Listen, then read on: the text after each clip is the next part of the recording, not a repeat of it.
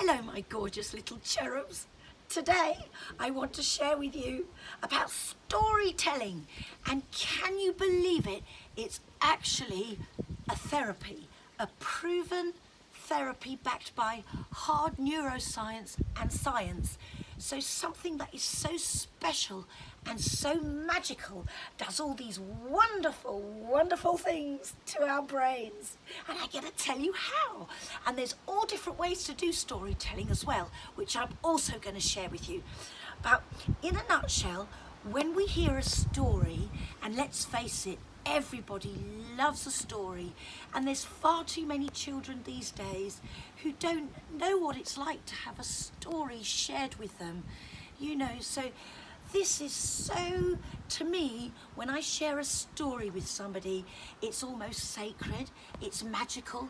You both go into this amazing realm and you can learn about other cultures, other places, other people. There is magic. There's so much.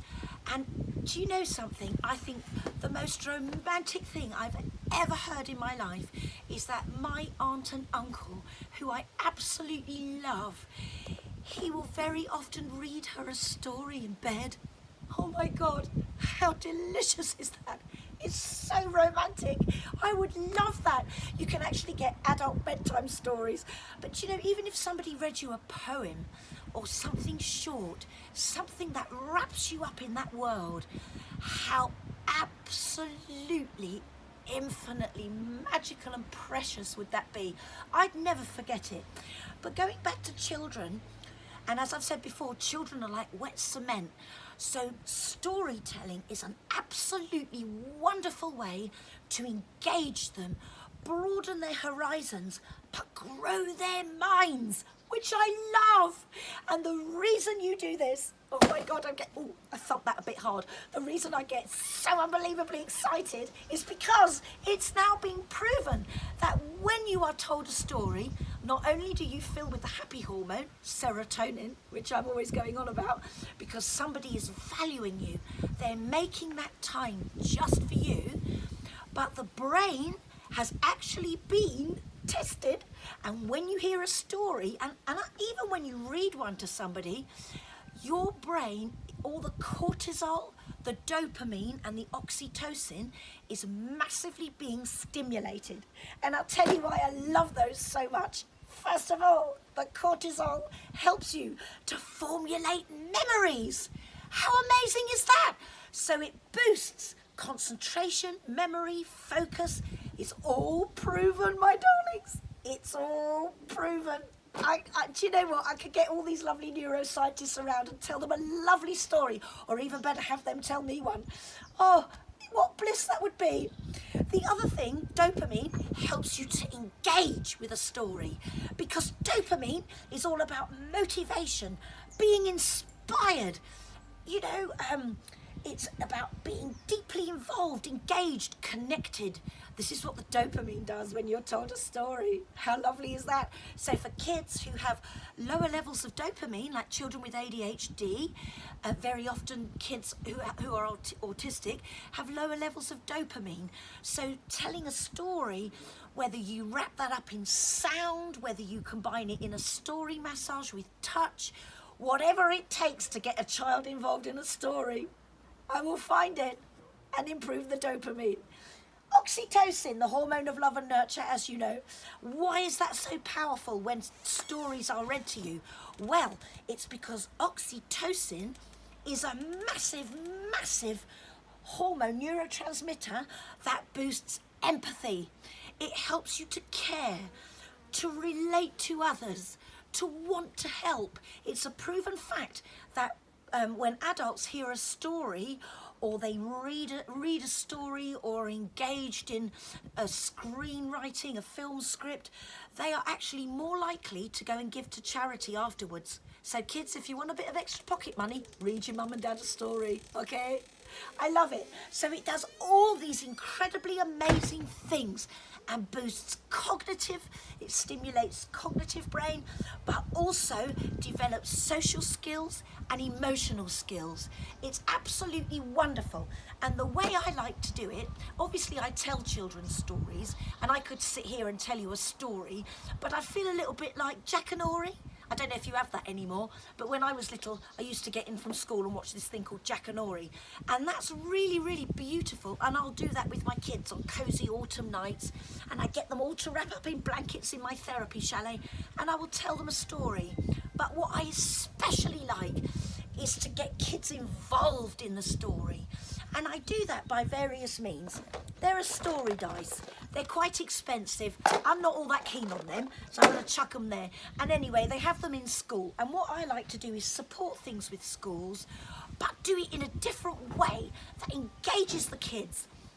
Plus, I can't look at half the blimmin' drawings on those dice. I think they're just, I can't work it out. Anyway, so the other thing you can do, you can get lolly sticks, good old lolly sticks. Now it's hot, so you're probably getting through loads of lollies. But if you don't like lollies, you can get, oh, look at these, aren't they beautiful colours? Look at that. So you can get all these lovely sticks, and they're 99p from Poundland. No, that would make them £1. They're 99p from Amazon. Sorry about that. Anyway, so you could get these. And what I've done, I've written things like a dragon, a fierce dragon. Or, what have I got on this one? A spell. So it's growing imagination. There's not enough creativity for our children these days. So I'm bringing that back. I'm on a mission. I'm going to go to Downing Street one day with my lolly sticks and teach them about creativity, dopamine, oxytocin, serotonin, and how it all helps. And you think I'm joking. I'm actually not. I'm taking loads of things when I go there for tea and cake. Oh, what else have we got here? So things like a magic lamp. There's a flying carpet. You know, there's feeling sad, feeling angry. So you're bringing feeling into the stories. So you can all sit in a group, and this is what I often do with my rainbow kids. I'll write a few to get them going, and then they all add to it. And then we have a lucky dip. And we each take out, I don't know, say 3 or 4 lolly sticks. And then it just flows. There's none of this taking it in turns, because that's horrible. When you have to take it in turns, I know when I've been on trainings and you've all got your little sticky badge, mine's massive because my name's massive, so it practically goes across there. And, you know, you have to go round in turns and you always feel about this big compared to what everybody else has said. I don't know about you, but I do. I dread it. So I want to take away that dread, because you think if you have dyslexia, if you're a child with dyslexia, and when I was at school, we used to have to take it in turns to read from a book in class. And even at that little age, I used to desperately feel for kids with dyslexia, because I knew they'd be dreading their turn, and I knew they'd feel stupid. And you know, the written word isn't everything. Thousands of years before we were writing, when we were little cavemen living in prehistoric times, we used to share stories. We used to paint them on walls. So you could draw stories, you could put it into yoga, you could put it into massage, and you can use lolly sticks, you can use, I've got lovely cards here. You could buy cards, Story World cards these are, and these are really, really magical. And I'll share these around. They're quite expensive though, but I'll share these around. And you don't have to make it difficult. So I'm just going to take the top 3, because otherwise I'll take up all your video space, right? So imagine I've put them in a pile on the floor. I used to do this with my children. We went through a really difficult time once, several years back, and they were still little. And I honestly think a lot of my ideas for Rainbow Kids grew from there. So that just goes to show you, doesn't it? When you tell stories, it fills up that life bank, as I call it, and it fills you with what ifs and how-tos and problem solving. So these are life skills. And I would do this with my children around the breakfast table. They had to endure a lot. They probably all need counselling because of me. And we would make up stories, and it was beautiful on Saturday mornings, obviously, not in the weekday, because I was like a screaming witch in the weekday to get them here, there and everywhere. Anyway, so I've just picked some random ones. I've got the youngest daughter, the eternal flame, and the daughter fairyland. So normally with the kids, whoever's ready to jump in with a card, with their story, jumps in. So there's no going around in a circle, as I said before. So everybody takes it in turns. And what it also shows is that sometimes you have an idea for a story, but then somebody else in the room may throw a spanner in the works or a curved ball and take the story in a completely different direction. And this, oh my God, guess what this teaches you? Tenacity, being industrious, and mental flexibility. Because it's life, isn't it? We may have a plan and things happen. Life happens. Could be good, could be bad. Things change. So it teaches the kids adaptability, taking turns, hearing another point of view. I could go on and on and on, which I am. Oh my God, you probably all need a tea break. Maybe I should introduce tea breaks into my videos. Anyway, so here we go. Youngest daughter, eternal flame, daughter, fairyland. Right, and the thing is with adults, we always try and make it really complicated, and we feel we have to reel off these great big paragraphs. This is the beauty of kids. It's just lovely and simple. And I'm going to demonstrate. So imagine I'm little. You can obviously adapt these for older kids. I go into children's homes. I work with adoption agencies, transitioning into, you know, kids from care homes transitioning. So it's older, it's teenage, and you make it age relevant. So I'm making this kind of primary, middle school age at the moment, but you can make it your own. As I always say, please, please take these ideas and make them your own. It will make my day, and I'll want to burst out of your screens and cuddle you so hard you'll turn purple. So here's my story. Imagine I'm a child. Well, that's probably not very difficult. So there was a youngest daughter of a king. And she was meant to be marrying a prince, and she didn't quite fancy that because she was a bit of a free spirit. So one day she went into her garden, and her water fountain had actually turned into a flame, and a genie appeared and said, "Youngest daughter, you can have anything you want because I am the genie of the eternal flame." So she said, "Do you know what? I'm a bit fed up with a boring life as the youngest daughter of a king. So if you could just give me the daughter fairyland, I'd rather go there, please. And I can feel all my colours and grow my wings. And I can be whatever I want and have a life of magic." Okay, that's just one story. The other thing I've done, I took my children. I always call them my children. They are. I've actually got millions of children now. It was in the thousands, but now it's millions, thanks to YouTube. Anyway, I made a lucky dip box.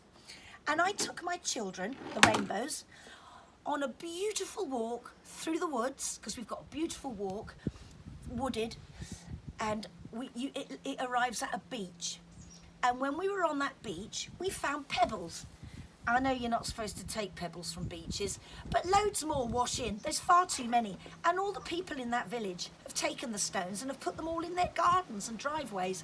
So I thought it was okay. They didn't mind because it was for a good cause. And what I did, little stickers of dragons, and some of my rainbow kids drew pictures. Some of them cut them out. Treasure chests. What else have I got in here? Oh, the butterfly of transformation, a mermaid, a fairy castle, or it could be an ice palace deep under the sea. Do you see what I mean? You could take it anywhere you want. So the kids all made these. Oh, this is a galaxy far, far away. I think one of them must have been into Star Wars. What else? Oh, there's so many. There's an evil king, or he might be a good king. Oh, a frog with a crown. Frog prince. Who's going to kiss him? Who's going to be lucky today? And a magic wand. I can't live without mine. Anyway, so then I got all this paper, which makes a heck of a mess in my chalet, but that's what it's all about. If there's no mess, the kids haven't had fun. And it's in my lucky dip box. So again, I'm just going to take 3 random ones, and just imagine I've got children around me and they're all just jumping in with the story. Now, if you're dyslexic and you really don't like words, you've got this real barrier about words, which is completely understandable.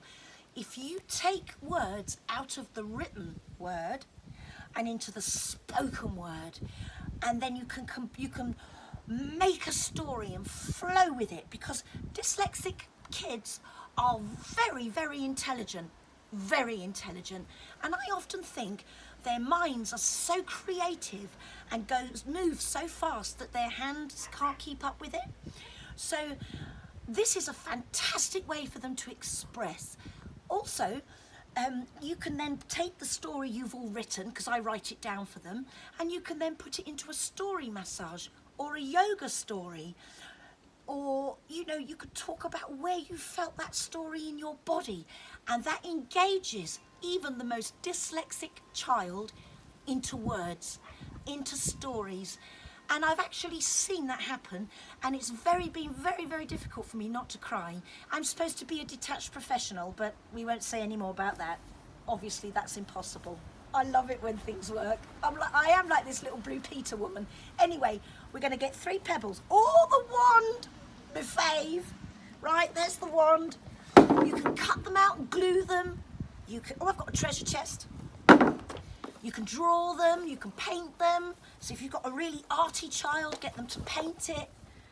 Oh, hang on a minute. I can't read that one. What have I got here? Oh, the frog prints. I'll just do one more. I've got to think quick now, haven't I? I've got to come up with a really good story in just a few sentences. A beanstalk, right.